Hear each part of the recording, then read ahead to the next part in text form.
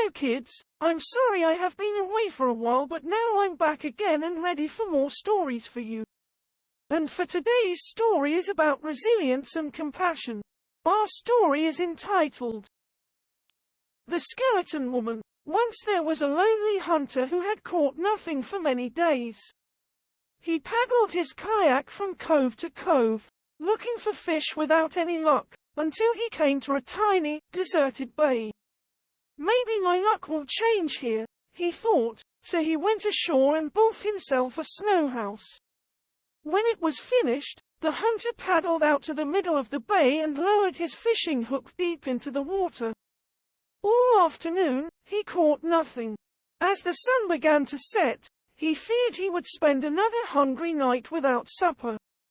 But just when he was about to give up, the fishing line jerked.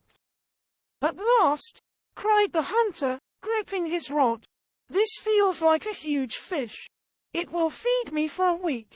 With a mighty heave, he pulled the catch out of the water.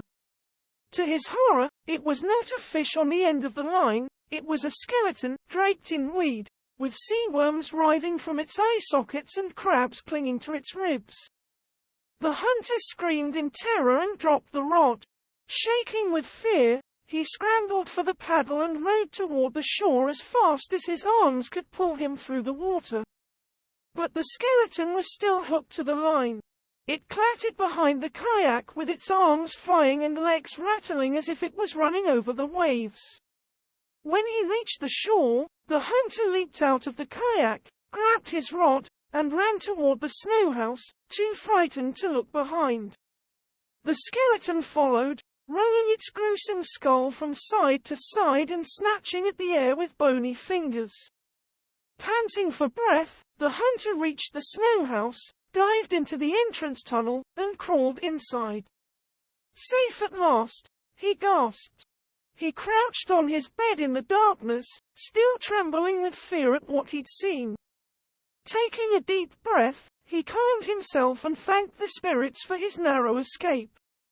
But when he lit his oil lamp, the hunter saw he was not alone. The skeleton lay in a jumbled heap of bones on the floor. The hunter froze. The skeleton didn't stir. Its bones lay tangled up in the fishing line, a knee inside the rib cage, a foot over the shoulder, and the arms cradling the skull. For a while, the hunter was too afraid to move, but as he gazed at the still, solemn face in the lamplight, a deep sadness came over him.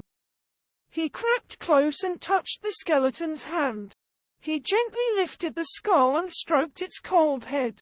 Before he realized what he was doing, the hunter began to draw out the fishing line and untangle the bones, laying them out, one by one, as a body should peacefully lay.